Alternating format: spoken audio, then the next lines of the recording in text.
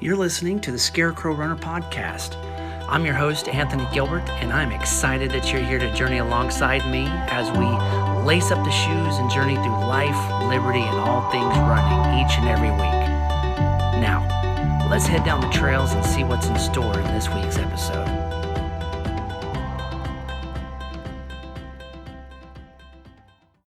All right, thank you for joining me today on the Scarecrow Runner podcast, both in person, visually, and as those that are listening on the airwaves. It's a new feel that I've had added on here. So for those of you watching on YouTube, welcome. For those of you that are listening on Podbean or any other streaming services, I want to welcome you all to the show.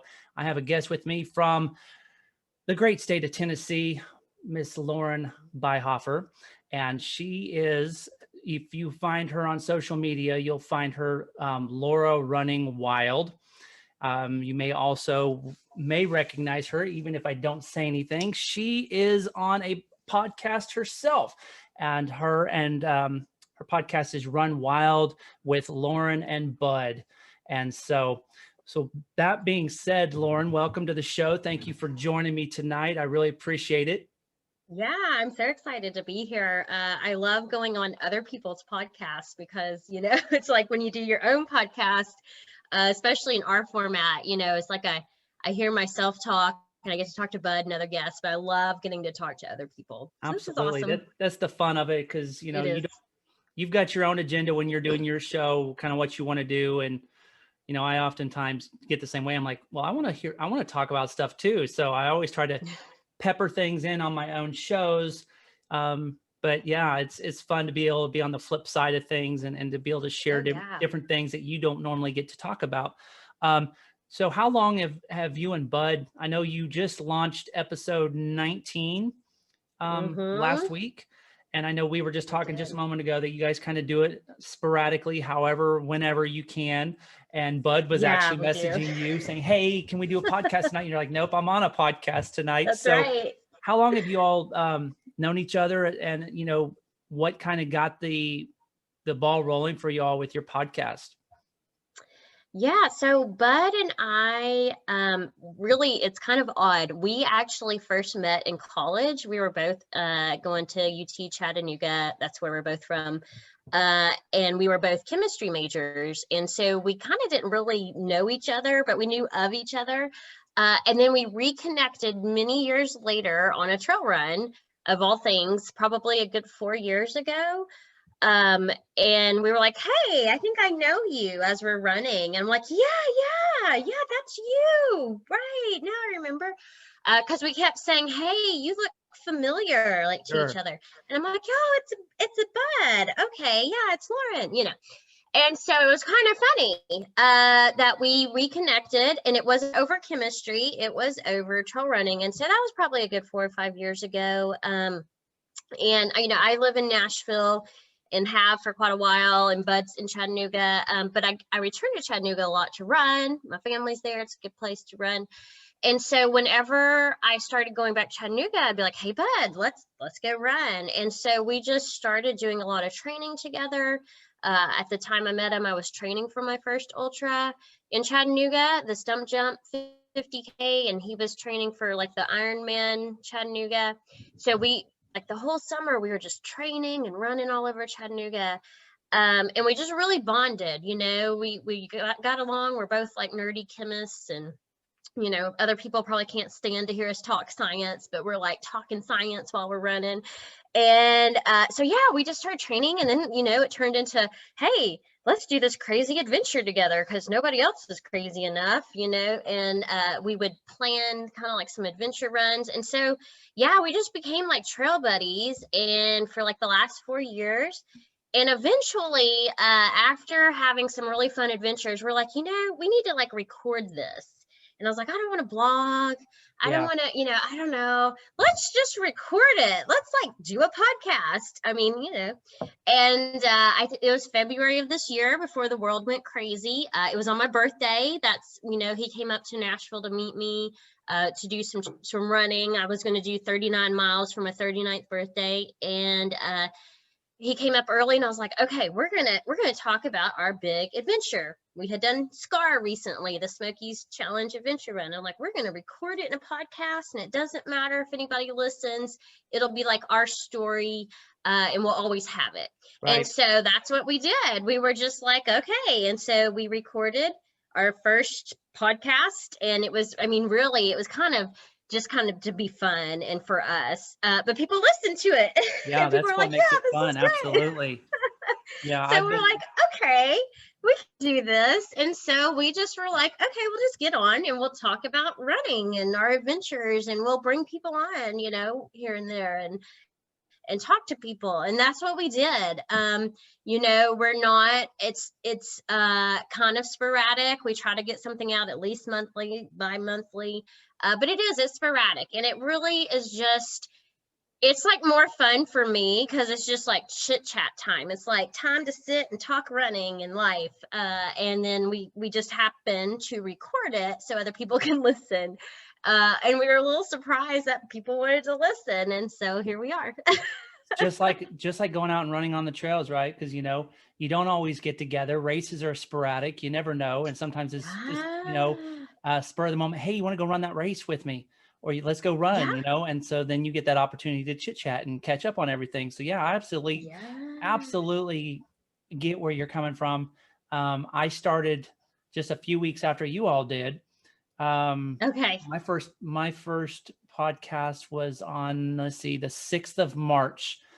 And that was just as everything blew up. I mean, we are literally, and we had no idea. No, right? Like neither of us had any idea like how much we would need podcasting to connect with people. Like we had my first one was a solo, just to kind of give people a background of what I was kind of envisioning. And I didn't know I didn't really know what I was doing. I was just kind of jumped into it. Right. And, and then I've got a friend of mine, David Tirio, here in Tulsa. He does Run the Riot podcast, and he's gotten pretty big, and he's got some pretty big names on his show. And, you know, it was kind of that competition driving me as like, okay, he's got this person on here. And I was like, I can't match him because he's ran more ultras and he's talked to more people. So I started just to kind of embrace the blue collar runners, right? Those that are in the middle of the pack, back of the pack, the ones that, you know, you and I and everyone that listens can relate to, right? Because we all have a story, but we're not elite runners by any means. Right. You know, we're not Camille Herron, we're not Jim Walmsley or any of these other guys. You know, and like you, it's something that's fun. And yeah, people start listening. It's like, okay, I'll throw something else out there. And I get messages like, man, I really enjoyed that episode. And, you know, what else do you got coming down the pipe? And then there's people that are very humble. They're like, you have me on there and you've got all these other bigger names. I was like, that's not what it's about. It's getting someone on like yourself, talking running, talking just life, right? Because as you mentioned, who knew that the world was going to get flipped upside down and around? And I've oftentimes, you know, kind of made it similar. Ultra running is much like life. You never know what you're going to get. The wheels can completely fall off at any moment. And I know you experienced that recently in one of your races where, you know, you were trained, you were ready to go, and then you ended up having all sorts of health issues. And it's like, you know what, that's how 2020 has been. So podcasting for me has been kind of a escape of sorts, because so many of us have not been able to run races because so many races and things have been canceled. So in my eyes, Lauren, it's like, if you can't run, at least talk about running. Right? And so which ties in for so many people that I know that are injured. And I was like, well, if you're going to have an injury, 2020 was the year to have an injury, because nobody is running races for the most part. Now, granted, we have been blessed with some opportunities where some races have still taken place. I know that, you know, just recently you finished the No Boundaries 100. And, you know, I ran a 50 miler last month. And so there are some things, you know, speckled here and there along the landscape where we're fortunate. I know that you had your eyes this last year on Bigfoot 200, and of course it got canceled. And that, along with all the other big races, no pun Mhm. intended there. And so, it got pushed to 2021, the Yeah. Tulsa Run and Route 66 and Oklahoma City Marathon and the Paris Marathon and Chicago and, Yeah. Boston, which is crazy to think that Boston's already pushed theirs out even further into October, and we don't even know if Wow. that will happen. And Yeah. honestly, Lauren, I was going to ask you, so many people that I've talked to is like, is this the end of the big races, right? Are we ever Yeah. going to have the big races like we've had in the past? Or is it just going to be something where us fortunate ultra runners will get to run, Mhm. but the big things like the Paris Marathon and things like that, those may never happen for the big crowds anymore. I wanted to Yeah. ask you what your thoughts are on that. I wouldn't. My first thought is that it's not like the end per se. I mean, I guess I'm hopeful that within a couple of years everything will be back to normal. I mean, I know that even with the vaccine, there is no way to know like how things are going to go. And, are we changed forever in terms of crowd size? I mean, I would like to think that in a couple more years, things will level out and we will get to a place where big races will be, happening, I guess, and Yeah. people will want to go.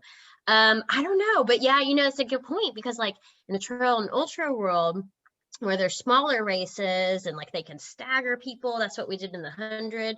It like it works, and so that it's easier to keep distance. You're not in a city. You're not thousands of people running, and so I definitely see like for this year there was an advantage. Like in some instances, people can make those races work and safe, relatively safe.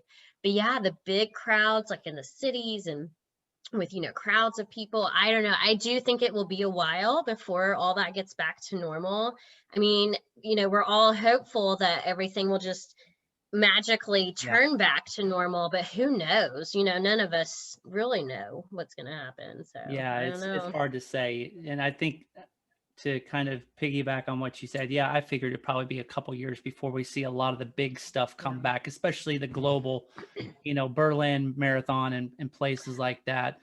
You Yeah, got, just the travel, athletes have to travel internationally. And with that being so crazy, just even logistics behind a large international race I is guess we'll pretty see much how not going to things happen. go with, the Olympics got pushed to 2021. We'll see how things go with that Hmm. this summer. Yeah. I'm real curious. The other countries, they've kind of, I know they kind of, for a long period of time, they were worse than we were. And now they kind of Yeah. died down, but now they're starting to blow up Hmm. again. So it's like, Yeah. you don't really know. And so, Yeah. but we do the best that we can. We run when we can, and we take advantage of the Yeah. opportunities that we get. And honestly, I'm It's like, true. you know what? If it means I just go out and run my own miles, so be it. I Yeah. fortunately, we don't get locked down here. We haven't been locked down to the point where you couldn't go and exercise. I know there's other places, um, Yeah. like Chicago and some places like that had full lockdown. And my friend Chris Furlong, who's in Australia, they got to where they have, periods of time, 1 to 2 hours of exercise time outside at Wow. any given point. I'm like, man, during this particular time in history, I would think you would want people to be outside as much as possible, right? Yeah. Rather than being Yeah. confined to the indoors. So as we both Yeah. know, you're the biochemist. And as we both know, germs like to congregate indoors. So get out in the They open, do. They wild, do. I free. know. I And know. I know. I agree. I know. And I saw, thanks to Instagram, I follow people who are overseas and things and seeing their lockdowns and like they're not allowed so many kilometers from their house and they can't, yeah, yeah, like some hour. I'm like, oh my gosh. Like I could not imagine. Like I thought it was bad when we had to, that some parks were closed and you had to run on your own. But I cannot imagine being even more limited. So yeah, it's been crazy for some people for I'd be sure. likely to test the limits and say, try me, let's go. So I I do mean, at a, least in the United States, it's so big and wide open. Like, surely you can find a place where nobody can see you you and come find me on the you're trails running. and like for you, you come find me on the trails in Tennessee. If you can Yeah, find me, well then I guess I'm right. You doing have to something I catch shouldn't. me. So So you studied at the University of Tennessee, Chattanooga, and you got your I did. major in the biochemist world. And in Tennessee, Hmm. Chattanooga, though, that's the home of the moccasins, right? It is. It Yep. is. Yeah. Yep. I was born and raised in Chattanooga. Yep. Okay, the Chattanooga Choo Choo. That's right. So yeah, Tennessee, pretty cool place. I know I've been through it a few times. I ran virtually across Tennessee this summer. Oh, that's right. A lot of people did. A lot of people got a like education about geography of But Tennessee. I Yeah. was bummed because it's like I know it was a great opportunity for people to be able to run a virtual race, and it kept me accountable and helped me push my mileage. But it's like, man, I know it's nowhere near what the hills of Tennessee would be there waiting for me, Yeah. because I know Tennessee is full of hills, and as we both know, with there's just some massive races. Hmm. And I don't know how far you are from, and it just completely slipped my mind. Frozen Head State Park. Oh, How yeah, far are we're you? close. I'm actually really close. I love running at Frozen Head. Actually, we're actually going there this week. That's so funny. We're actually going to go camp there this week and do some running. Nice. And we're just, I mean, less than 2 hours. Yeah, it's like an hour and a half drive from That makes it Nashville. for a So, nice weekend getaway. And I mean, oh yeah, and I've even driven just for the day to go run. It's really not a bad drive. So yeah, so we're kind of lucky in that regard. such a cool place. And I mean, epic race, with the Oh Barkley yeah, marathons, and, yeah. where the race that eats its young. Yep, yep. And you got to get your picture made with the yellow gate. So, Yes. you know, when you run, make sure. I will do that at some time in the future. I look forward to Yeah. that. But so I wanted to ask you, Lauren, how long have you been running ultras? And I know you kind of mentioned that with Bud 4 or 5 years Let's ago, and you see. guys kind of met up and you were training for your first ultra. But how long had you been running prior to that? So my first ultra, I think, was in 2016. I think that was the year. And prior to that, I was never a runner. I was the one, faking an injury to get out of running 1 mile in gym class. Yeah, like I thought running was so stupid. I didn't start running until I was in my 30s, 3 kids in. I've always been a hiker and a backpacker and love the outdoors and love the trail, but I did not run. And so I was like, yeah, it's mid 30s, early 30s. I just on a whim was like, it was in a really stressful part of my life, and I was like, I'm gonna run a 5K, kind of like where a lot of people start. And I was like, yeah, I'm gonna run a 5K. So I ran. This was, this was probably like 2013, 2013. And I was like, I'm gonna run a 5K. And it was on road because in my mind I'm like, if you're a runner, you run on road. That's what you Right. do. Sign up for a 5K, check. Sign up for a half marathon, like I'm doing the running thing. And then it hit me. I was like, why am I running on roads when I love trails? Like, this is so weird. So I made the switch over. I'm like, okay, if I'm going to do this running thing, I'm going to do it on trails. And so that's what I did, 2013. And then I got pregnant, surprise pregnancy, after my first half marathon. So I had a little kind of time, taking off for pregnancy and then coming back from that. And after that, like in 2015, I was like, that's it. Like if I'm going to run and I'm going to run trails, we're going to just go for it. We're going to go big or go home. And I'm going to run a 50K. I mean, I don't know why that entered my head. I'm from Chattanooga. And so when you Google races like ultras, Chattanooga, stump jump comes up Mm-hmm. first. And I was like, I'm going to run stump jump, for my first 50K, being very naive, only have run like a half marathon. And I did it. It was my first ultra. I mean, I was like almost DFL, Who cares? undertrained, all that, but I did it and I loved it. Loved it. So much. I just fell in love. So really 2015 is when I really just kind of was like, this is great. This is what I want to do. I just love everything about it. I love running in the mountains. It's great. And so that's really 2016 when I ran my first ultra was really when I was like, it clicked. And I was like, yeah, I want to do this all the time. So That's when Lauren drank the that's it. Kool-Aid, and we know that Yeah, I you did. might have a chemical imbalance when you start running That's right. ultras.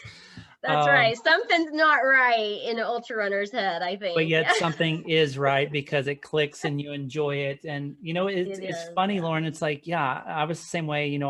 I still run on the roads for some of my training, but Mm-hmm. as far as races go, I'm like, man, nothing beats the trails because Yeah. it's like you're with nature and you get to enjoy. And there's nothing. I don't care how many times I've ran on the same trail. There's Mm-hmm. nothing that's ever the same. There might have It's been a true. tree that falls. There might be, after it rains, it, washes away some of the Mm-hmm. erodes. And it's like, it's never the same versus when I'm running on the pavement, it's the concrete jungle. It never changes, right? I Unless know. you've got a break in the concrete or something, Yeah. it's the same trail. Yeah. And I know when I went and ran trails, I'm like, my first trail race was in 2013. That was the year I was training for my first marathon in Oklahoma Mm-hmm. City, and I came up here to Tulsa. I eventually moved back up here, but I did a 3-hour trail run called the Snake Run, and it's on some of the trails here in town. And they're called the snake trails. It's not that there's snakes, but there are snakes. Mm-hmm. But it's a 3-hour run, and it was run as many miles as you can in 3 hours. And they also had the 6 hour, Okay. but I was like, I'm not ready for 6 hours. Let's go for 3. But I'll tell you what, it was like I ran that 3 hours and I got just under, I think I got like 17 and a half miles in that Mm-hmm. 3-hour period. And I was like, here I am training for my first marathon. I'm like, man, who wants to run on the road? This trail, yeah, I Yeah. burned a few times in that race, but it was great because it's like, man, Mm-hmm. it fueled something in me that the road can never Yeah. give me.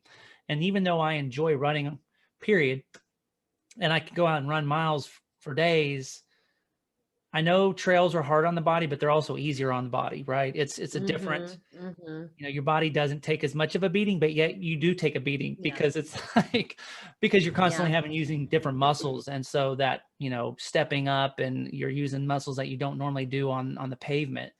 But yeah, once I hit the trails, it's like, man, you go trail, you don't want to go back.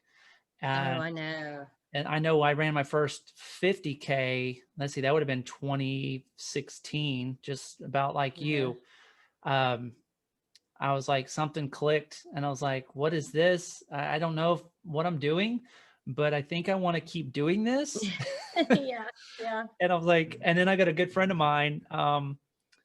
He he started poking at me, and he's like, hey, you ought to do 100. And he Yeah. does all these hundreds, and I was like, what? I was like, dude, I've seen your post. You're insane. I was like, people Yeah. that run 100 milers are sick in the head. Okay. And I was Yeah. like, no, thank you. And he harassed me for like 3 years. And I was like, why do you keep harassing me? And he's like, because I see talent in you. He's like, I see something that I know, you've got that ability because of how persistent you are. And I'm like, Mm-hmm. no. But so I went from the 50K and then ended up running, training for hundreds. And so I know, Mm-hmm. you've ran a few hundreds. Mm-hmm. And most recently, like I said, the no business, and some people might say you have no business running 100 miles. Um, and that no business was a brutal course Yeah. from what I understand. Yeah. And yeah, so what transpired? You got the bug, you started running 50Ks, and then you decide to start running. Did you jump all the way to the 100, or did you do 100K or 50 miler in Uh, between?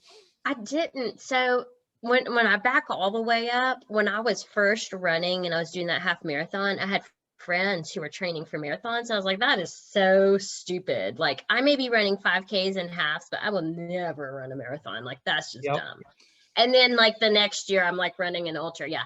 And so after I did my first 50K, for the next year I did several more 50Ks, and I actually like trained better and kind of found my groove. And so I stayed at the 50K to 50 mile. I did like my first 50 miler like in 2017. So I guess the next year.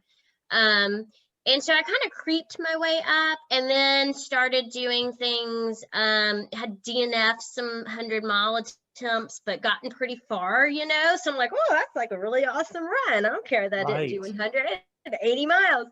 And then I started doing some self-supported things like SCAR, which is like 75 miles.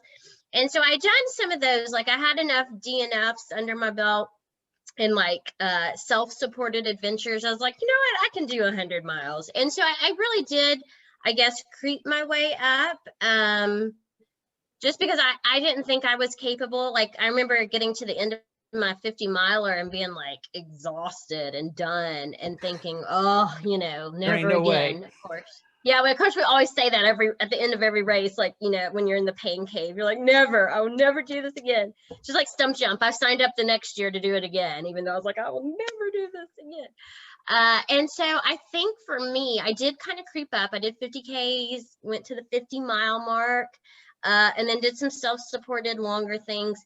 And I think for me, it was just kind of gaining the confidence, like, hey, you can run 100 miles. You can go 24 hours without sleep, I think I needed to dabble in that and get my DNFs and get those self-supported things before I had the courage to step up to 100. Because I mean, so many things can go wrong in the 100, even if you can do it, like everything has to fall together, and so it took me a little bit of time. And there was like, when I first started running ultras, I never even wanted to do 50 miles. Like that seemed crazy. Like I was like 50K, that's like great, one and done. No, not going any further than that. It's just like, right, that's it, No, thank you. Yeah. So yeah, you just kind of, you keep, it is like drinking the Kool-Aid, because you kind of creep up and you're like, well, maybe I could, it's like childbirth pain. You forget the pain, and you just remember the good, and you're like, yeah, I want to do that.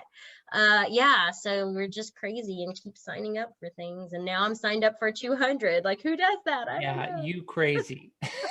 Yeah, I don't know. I remember seeing people a couple of years ago doing 200s. Someone I knew did the Tahoe 200, and I was like, that is dumb. Like here I am running 100 miles. That's dumb, 200.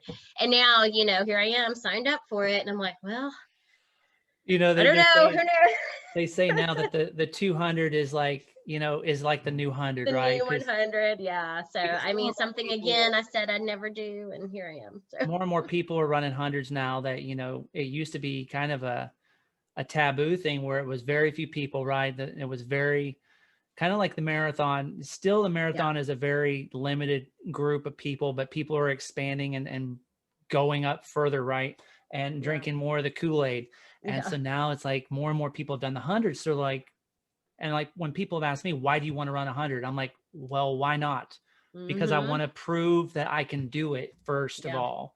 And so then it's like, why do you want to run 200? Well, I'm pretty sure, Lauren, that you would want to run a 200 just to say, one, I freaking did it. That's right. And two, because it's a challenge to I love a good body and see what the body is capable of. And I know that's a whole different ball game. And David that I mentioned, he was going to try to do the Triple Crown this year, but because of COVID, it kind of jacked up the whole plan for him to go out and do all of them. And so he went out and did Bigfoot last year or 2 years ago. And then he went out this year and did Tahoe. Okay. And I mean, he's a beast when it comes to running ultras, and it got really hot out there for them.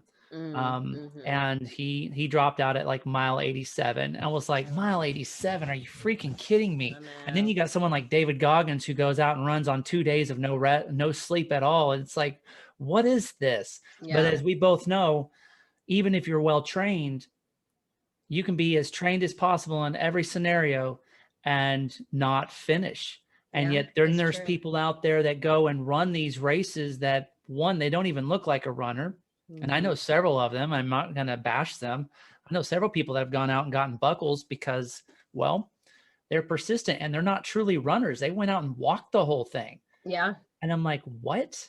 But here's the thing. It's not about speed. It's about endurance and persevering. And I know you can attest to that, Lauren, because when you went out and you did your last race, the No Business, for like what, 34 hours? Yeah, it was I was like 34 hours to do it. Okay. And, that was like, it was, I mean, like I even think about it and I'm like, how do I not sleep for 34 hours, Yeah. But yeah, it was a battle to bring that in, and I did it. And I mean, once I knew that like I was on pace to make all the cutoffs, I'm like, well, I'm not quitting. There was like one cutoff towards the end that I really had to push. I got it. I was like still ahead, way ahead.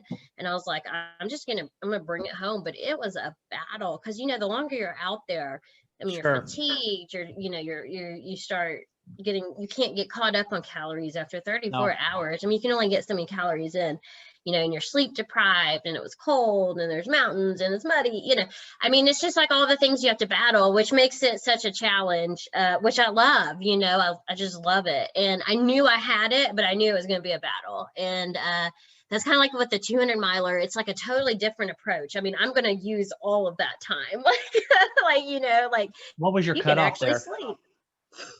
For no business, this year was a little bit different. It was a little bit longer because we staggered the start Okay. because of COVID.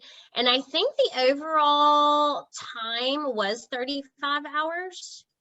So I came in with like a good half hour to spare to cut off. And I was like so freaking happy.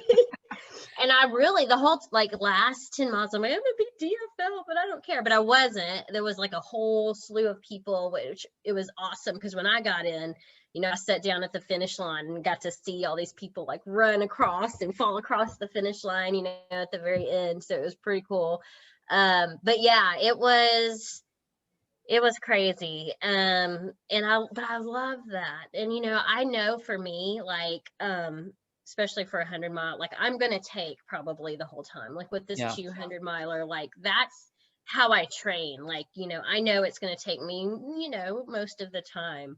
But it's for me, it's not speed, like I'll never place, and, I've gotten DFLs. But I know I can go for that long, and so yeah, I don't, people always complain like, oh, I'm too slow to run. I'm like, Mm.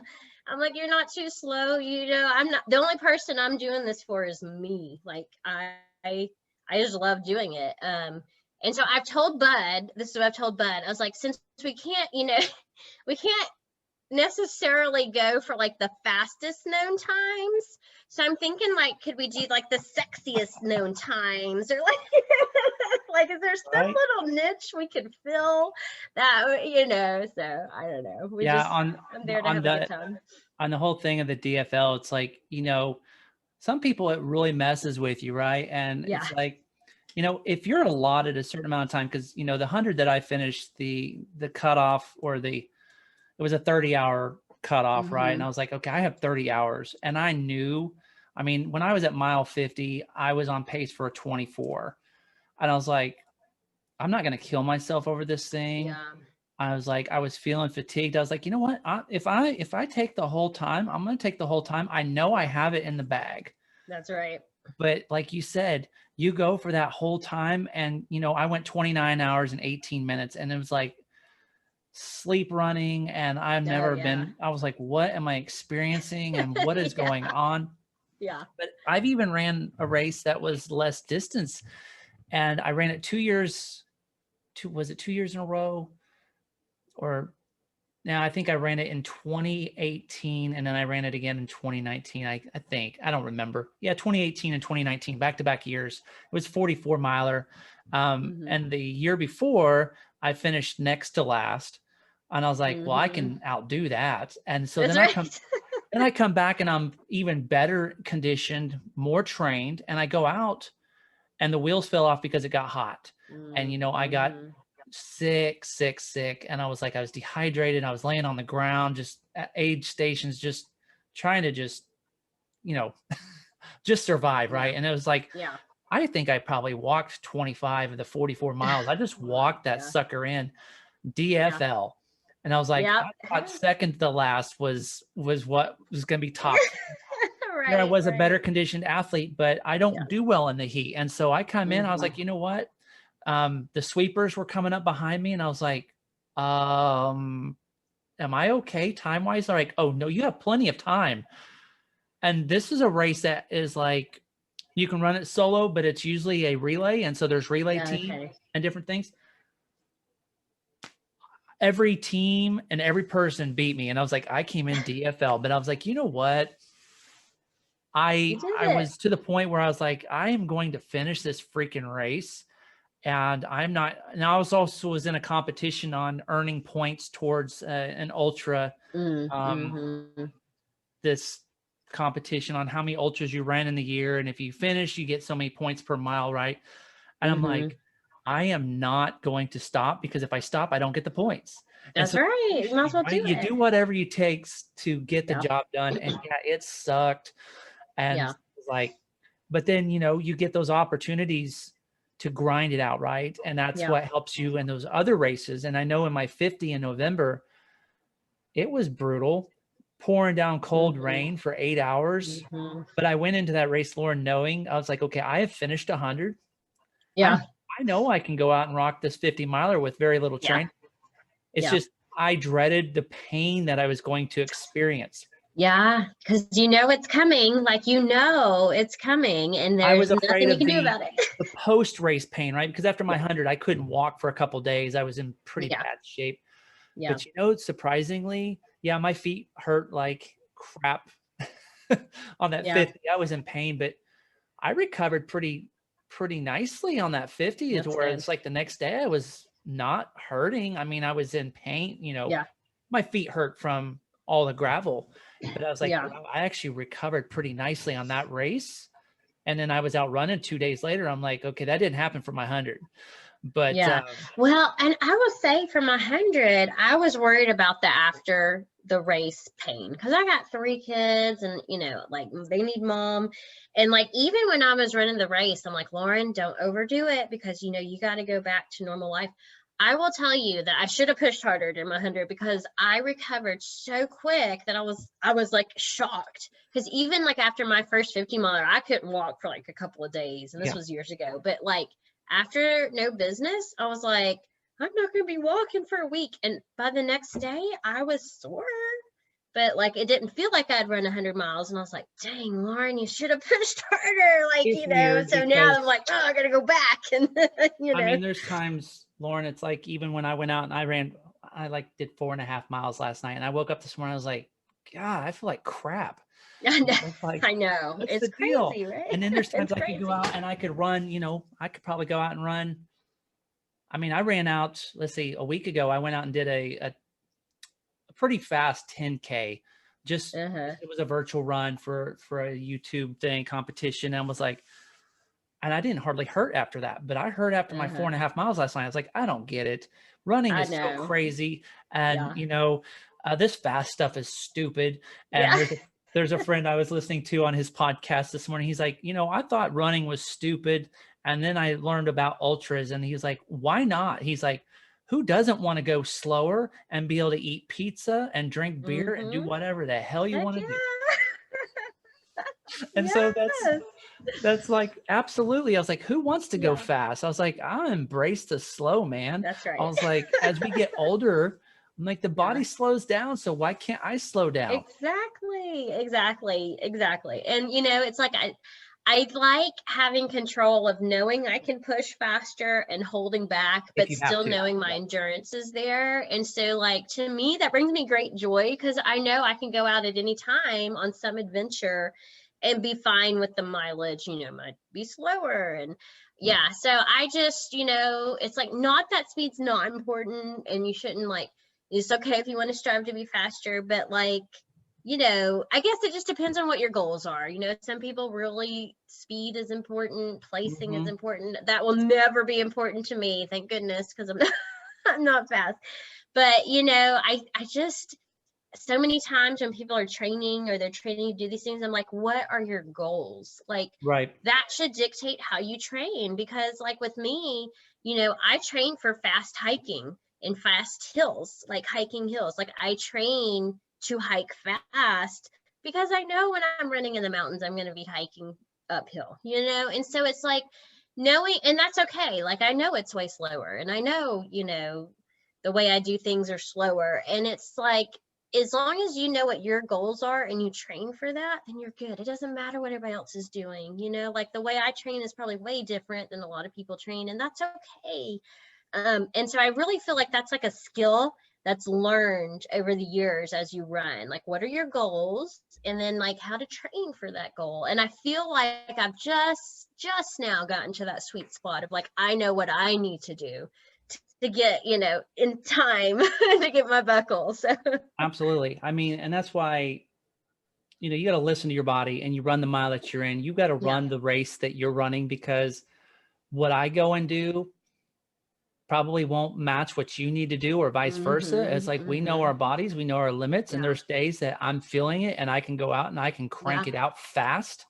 And people are like, man, you're flying, dude. And I was like, I have to do that sometimes to prove to myself that I still have gas in the tank. But on the flip side, there are those days where I'm like, it's a struggle bus, and I'm just going to go out there and grind it out. And like you said, with your hill training, it's not about speed. It's about time on your feet, and it's about the elevation and the vert. And it's like, it's a whole different dynamic. You're not training for a speed. You're not going to go out and set a land speed record. That's not what and it's like Bigfoot 200, there's like 40,000 feet of gain. So I'm like, okay, there's no running fast uphill for Lauren. So we are going to be power hiking at Frozen Head. We are going to be getting as fast as we can power hike up hills. I know I can run fast downhill. That's not a problem. So it really is also like training to your race, like, running something flat versus 40,000 feet of gain, especially for someone like me, totally different. Like my whole year is going to be about vert, getting the vert. I know I can do distance as the vert, that will get me. And so I feel like people, just starting out always worry about the wrong things. I'm like, find your goal, find your race, train for that. Doesn't matter what everybody else is doing. Just don't even look. Everybody's training plans are completely different. That's why, when I've had my coach, he adjusts the stuff that works for me, because as we both know, life happens. You might not be able to get a run on a certain day. You might have to adjust some things, and it's like, hey, I had to skip this run. He's like, okay, well, we'll just alter the rest of your plan. I was like, what? Yeah. I was like, who does that? Well, we've got to adjust because life happens, and you got to have some flexibility. But, so with Bigfoot 200 in August next year, 2021, what kind of mileage are you looking at on an average pace? Because I mean, month over month, things change, right? And you having kids, it gets crazy. What kind of buildup are you going to have? I tend to be on the lower side of things because of cross training and time on my feet. And so I'm still kind of working, because I don't use a coach. I just kind of go by listening to my body and knowing what I need. So I will most likely do some self-supported ultras, like Pitchell. Pitchell is in North Carolina, where you run from Pisgah Mountain up to the highest peak in the east, Mount Mitchell, and it's like it's like 100K. And it's like a lot of vert. So I'll probably do that. I'll probably do Scar. So I'll probably do a lot of big, events with big vert, self-supported leading up to that. I'll do my normal training. It'll be like training for 100-miler, but with more vert and more big vert events. I do have rolled over from cancellations of 2020. I have had races lined up in the spring from 2020 that are now going to happen in, I guess, 2021. So I have a 50-miler, that I'll do actually up the same place that No Business was. And so my training overall, like my daily, weekly mom trying to take care of 3 kids, that will look the same, but I will be pushing for bigger weekends, like mountainous adventure weekends where I'm covering a lot of miles and a lot of vert. I was thinking about sneaking in 100-miler, a couple of months before, probably as my big thing. I don't know. That'll probably be self-supported again, because just the timing, there's not a lot of 100-milers in, June, especially in the Southeast. It's not 100-miler season. So I'm looking at ramping up in terms of like my husband and I have already discussed, like we're probably go once a month to Frozen Head to camp and do big vert. Maybe not high on the mileage list, but high on the vert, getting a lot of vert. So just, it's a way different approach as well. Like for the 200, it's not, in 100, you're doing the whole shebang, anywhere from 24 to 34 hours. Bigfoot 200 is more spread out over days, A where you multi-day may event, need to get, basically. yeah, you need 50 or 60 miles. You need to learn how to sleep for a few hours and get up and do it again. So it's a little different training technique. So I'll try to simulate that over a weekend. Getting big miles, big vert in with a little bit of sleep over a long weekend. So incorporating like just specific to the event training will be the big difference between, I don't do crazy high mileage. It's not, my body doesn't handle it well. Like, when I'm training for 100, I'll top out like at a 70-mile week will be like my absolute You sound top. like me.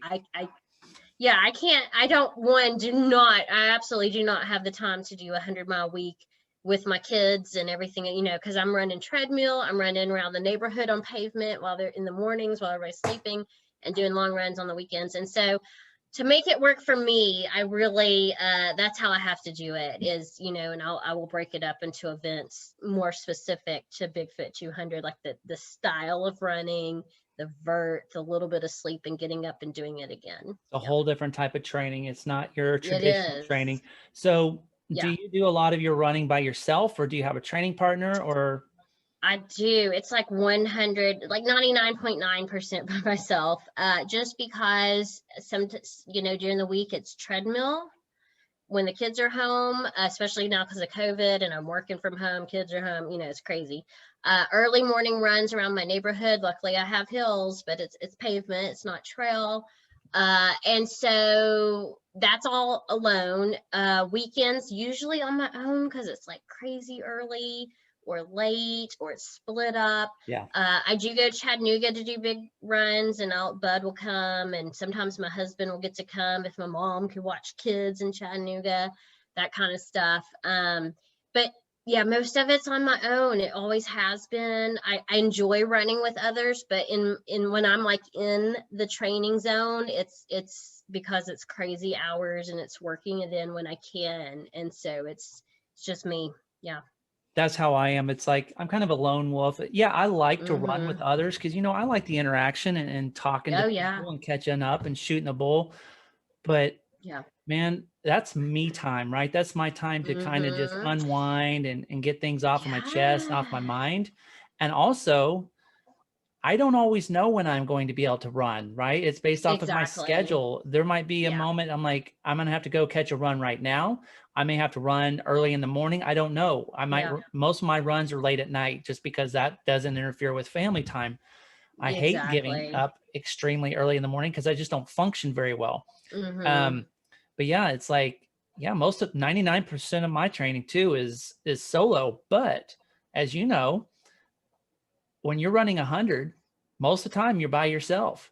You're And solo. There you are share large miles portions you're along the way solo. with people, but when it Yeah. comes down to it, most of those miles along that long stretch of 100 is solo time. And so why not I train agree. for those solo hours at the weird hours of the day and the night? Mm-hmm. Because, well, nobody's going to get you across the finish line in most cases except for yourself. Yeah, you got Yeah. people to cheerlead you and support you, but you're then going to be the one that has to do it. It's true. I really do believe that I know some people really love groups and they're to the point where they only run in groups, but I do challenge people. Like for me, I'm the same. Like my weekend runs, when I go and do a long run, like I look forward to it all week because it's like me time, and it's like I can think. And, I don't have to talk to anybody. I can just think. I can listen to a book. I can listen to music. I can listen to nature.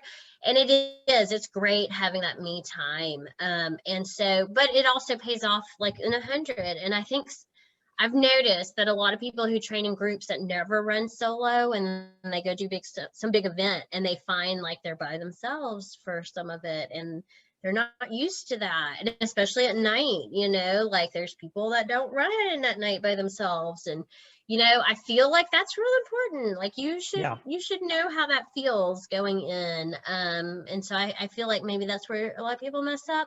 I was really surprised actually at No Business, like the first nighttime aid station we got to, it wasn't even that far in. I don't know, maybe it was like mile 40, I don't know. There were like so many guys just like, yeah, I'm gonna drop, like just sitting around. They had a fire. I'm like, what? I'm like eating and changing, you know, checking out something I had on my foot, and I'm like, what is going on? Like, are y'all injured? And they're like, no, I just think I can't go on. I'm like, what is, I wanted to shake them. Like, what is wrong with you? You're like 40 miles in, it's nighttime, it's cold, just get up and run, you know. And I felt like maybe like they just weren't used to like having to push themselves by themselves, because they were like, yeah, I'm just gonna most of the time I'm not going to quit unless something is just, I mean, there was a race. Yeah, I'd have to like lose a leg or something. So like, I was doing a 50K, let's see, that would have been July of 2019, in the Ouachita Mountains over there in Arkansas. And it was a night race, right? It's called the full moon, or the full moon. It starts at 9 o'clock at night. And we were in a massive heat advisory at that time. And I think the starting temperature when we started at 9 o'clock that night, of course, you're in the forest, there's no wind, no breeze. Oh, no. Horribly humid. It was 99 degrees when we started that race. Okay. That's I knew I was in trouble when I started, because I was already sweating before the race started. I was like, this isn't a good sign. And I got to mile 25 and I'm puking my guts up. And I had some girls that I know that I've ran races with before. They're like, come on, let's go. And I was like, and like, come on, suck it up, Buttercup. And I was like, no. Yeah. I knew I was in bad shape. And those are the only times that I would stop, is like you said, if you lose a leg, I know, or, you know, you're about to completely something goes really wrong. Yeah. So I knew I couldn't go on, but it's like, if you're sore or tired, suck it up. You just keep going. So, it's true. I don't understand sometimes. And honestly, it may come down to the mental side of things, Lauren, as we both know, ultra runners have to be mentally tough, and the mental side of things really can jack some people up, because they don't always go in the pain cave. And sometimes they get in the pain cave and then they start talking themselves out of stuff, right? They're like, and I've been there before, even in my 50 miler last month, I was like, you know, it's like, if I dropped, you know, nobody's gonna be mad at me. And that's right. I know. Horrible. We get it. Yeah. But no, for me, I don't like DNFs. And even though the two DNFs that I have for my hundreds, while they were no fun, were valuable in teaching me how to become mentally tough and how to, you know, take adversity and square it head on. Right. And I was like, I can do this. It's just, you got to get through that moment, right? Those dark times that come, you just got to be able to be strong enough to say, you know what, I can do this. I know I can do this. And just don't lie to yourself. Well, you might have to lie to yourself if you're, you know, I'm a Gemini, so I start having that alter ego, the split personality. And it's like, shut up, you can do this. No, you can't. You know? But one thing I wanted to ask you, Lauren, is like, I know that you're a mom, and, you know, not only that, but you're a mom, you've got special needs children. And that is a huge undertaking in itself. I know it's not an easy task. So how do you balance? And, you know, you just kind of shared kind of when you can, and you train in the mornings and whatever it might be, but you're working from home, you got kids at home, but then you've got special needs kids. And that's not just like, you know, you take care of them and, you know, they're done, right? It's a constant job. Yeah. How do you balance things as a mom, as an ultra runner, as a wife?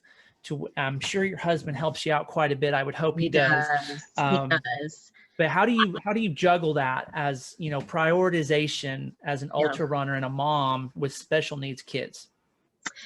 I think setting expectations, like we said, like, you know, I'm just happy when I finish a race. I train hard. I will never probably have the time to train to be elite or even, you know, mid to upper pack. And that's okay. Like I have to accept the fact, like, this is what I can do. I don't look at other people's training plans. I don't listen to other people's training plans. I know what I need to do, and I know what I can do physically because I am limited with time. And so my husband helps out a whole lot. He knows from day one when I started running, like, that makes mama a lot happier. And a happy mom is a better mom for all of us. So mental health wise, he knows how important running is to me. And so he always is very helpful. If I didn't have him, I wouldn't be able to do what I do. You know, even in the times when he used to think, you know, some of these distances were crazy and now he's doing them, but, you know, he still supported me. And so, you know, I have a child who's older now, but significant special needs. You know, he can't stay with a babysitter. He would need a nurse. You know, you can't just drop him off, or, you know, you can't leave him at home, even though he's a teenager. It's not safe. And so, very real, you know, like there is never a time that I'm off. And so, you Right. know, husband is always there, you know. Yeah, I do have family out of town, not where I live. I have family in Chattanooga that can take care of him. So it is a massive juggling schedule. And so my husband and I actually do sit down with a calendar and be like, okay, this is when I'm going to do my runs. You know, this is my running schedule. Now, does it always work out that way? No, because life, you know. But, and I have another son who also requires a lot of medical treatments and care. And so, you know, there are months that where not much running happens, you know, leading up to the 100-miler. There was a month in June, like when the pandemic hit, and when my son was in the hospital, you know, and I'm driving back and forth to the hospital, I'm taking care of other kids at home, going to the hospital. That doesn't leave a lot of time for running. And so you just have to adapt and work around it. And so that's what I do. I adapt. You know, I don't follow a specific training plan. I follow what's in my head because I know it works for my life. And I know what I need to do to be able to run like 100 miles or whatever it is. And so, you know, my husband helps a lot, but also just having to suck it up and do treadmill a lot when my kids are home. They know that, you know, oh, mom's running treadmill. We get to watch a movie or, you know, play a video game, whatever. You know, waking up and running. I hate to get up early, but I do it before they're awake, you know, get my run done.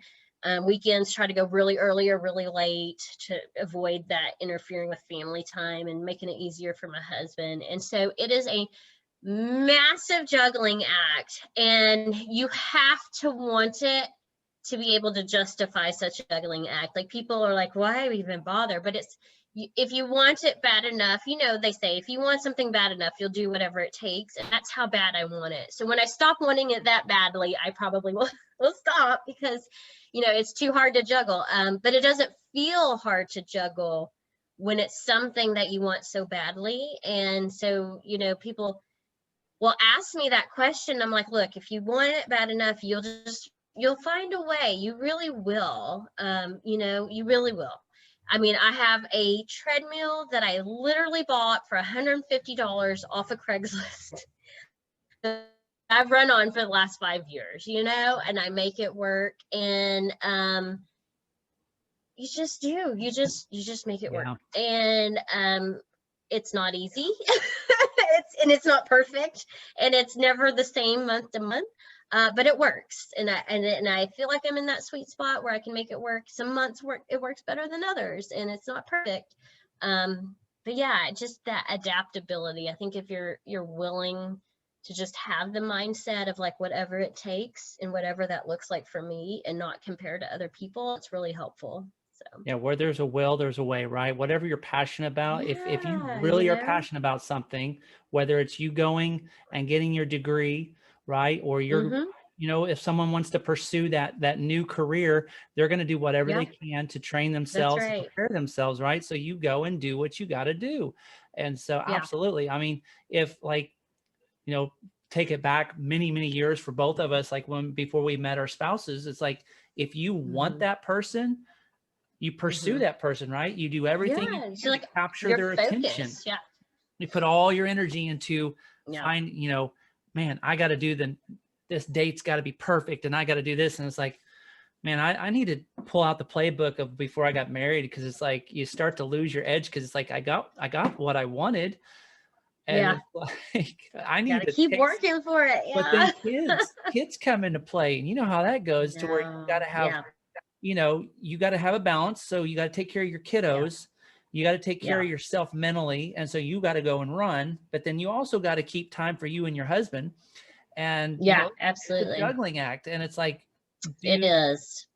you got to do what you got to do. So like you said, there's times when you Mm-hmm. don't get the running in.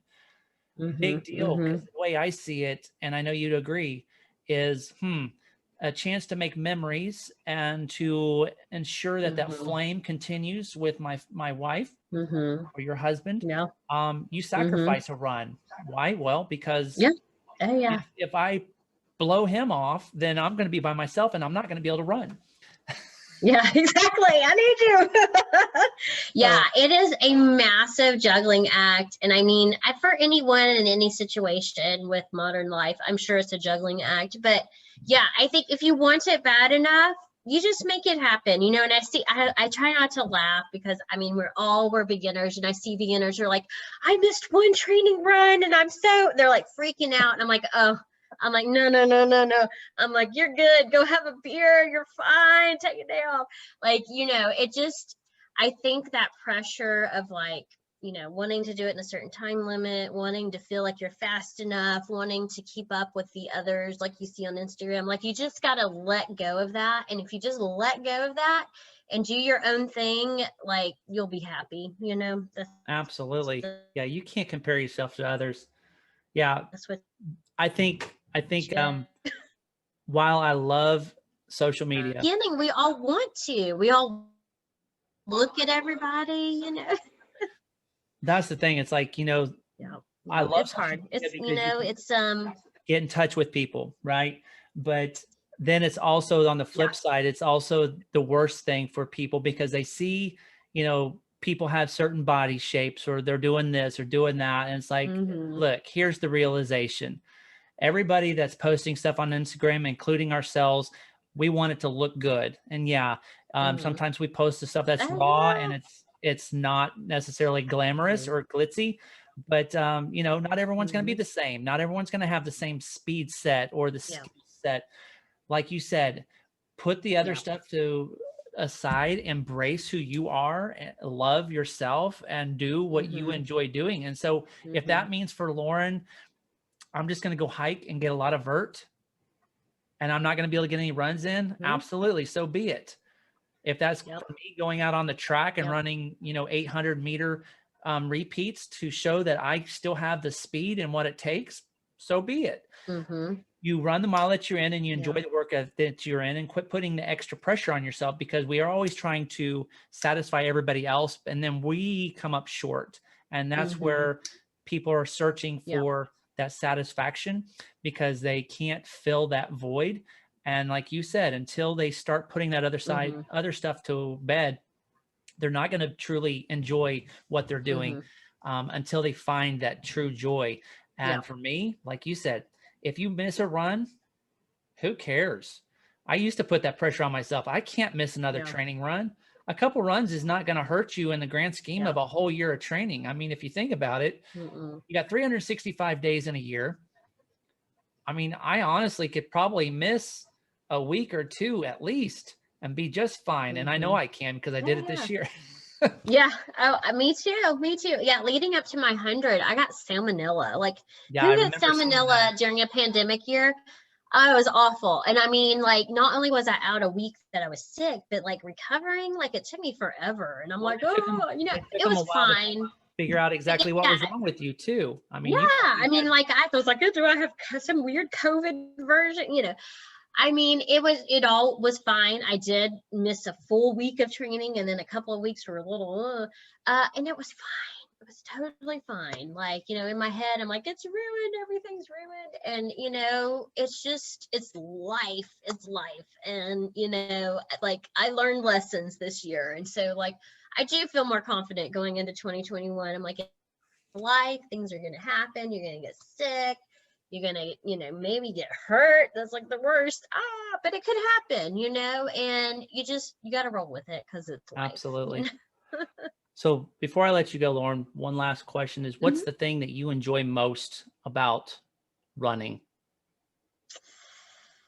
Oh, the thing I love most about running is that I feel, and I'm sure a lot of people can relate, I just feel so free. Like it is my time that is just for me. It is being able to be free to see beautiful things on my own 2 feet, under my own power, but also just to be me, not mom, not spouse, not teacher.